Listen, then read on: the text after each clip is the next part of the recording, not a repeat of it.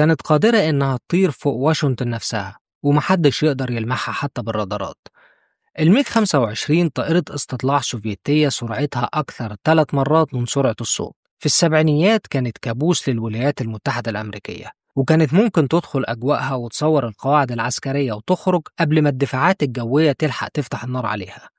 الأمريكان اضطروا إنهم يطوروا مشروع جديد مخصوص علشان يلحقوها، وده أدى لولادة ال SR-71 بلاك بيرد. بس بالرغم من كل التكنولوجيا دي، الميج 25 فضلت لغز لحد ما طيار روسي هرب بيها لليابان سنة 1976، ومن يومها عرف العالم إن السوفييت وقتها كانوا سابقين بخطوة في المجال ده.